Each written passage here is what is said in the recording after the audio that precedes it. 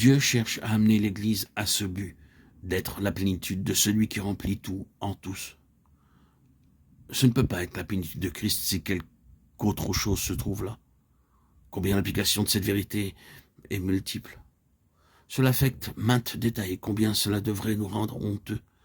Si vraiment nous la voyons, si elle frappe vraiment nos cœurs, nous serons considérablement humiliés.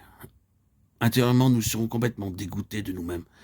Quant à la lumière de celle-ci, nous penserons à notre assurance, à notre force, à notre activité dans les choses de Dieu, à tout ce qui a été de nous-mêmes dans ce domaine. La mise en avant de la force est seulement efficace dans la proportion où elle représente une mesure de Christ. Nous, des gens faibles sur cette terre, nous nous levons et nous pensons que nous avons une certaine importance. Combien nous sommes des personnes insignifiantes si on nous regarde des lieux célestes. Le Seigneur nous regarde et nous voit en train d'essayer de nous faire des noms dans ses affaires, en train de dominer sur d'autres vies, en train de les manipuler, de mettre nos mains sur elles. Ce n'est que de l'orgueil, de la vanité. C'est le moi sous quelque forme. Les aspects de cela sont innombrables. Le Seigneur regarde cela et dit, non, ce n'est pas de Christ, donc dans l'issue finale, cela doit disparaître.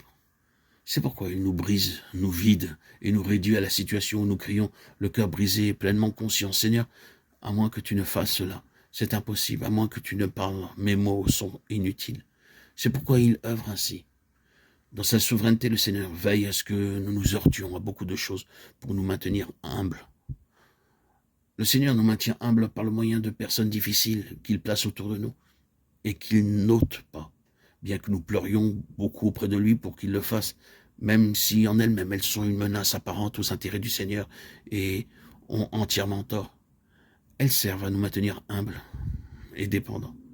Le Seigneur fait cette sorte de choses tout en accord avec cette loi que tout en nous doit être de Christ. Pour Dieu, Christ remplit l'univers. S'il voit quoi que ce soit qui n'est pas de Christ, cela ne peut pas avoir de place. Seul son Fils peut remplir toute chose, excluant toute autre chose.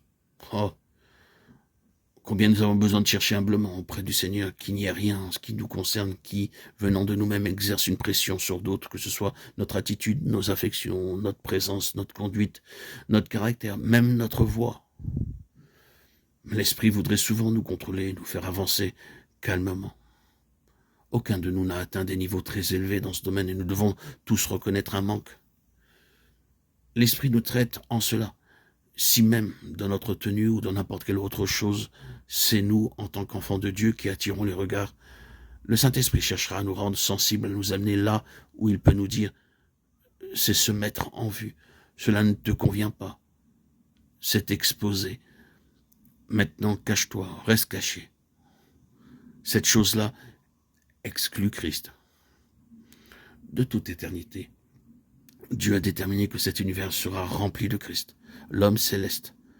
Par cet homme céleste corporatif uni à lui, sa tête, il se débarrasse du juif en nous, du grec en nous, et nous constitue selon Christ.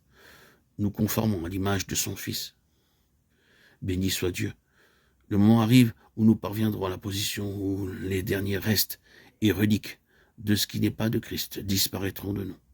Et alors, il sera manifesté en nous. Il viendra pour être glorifié dans les saints. C'est Christ qui doit être glorifié, pas nous.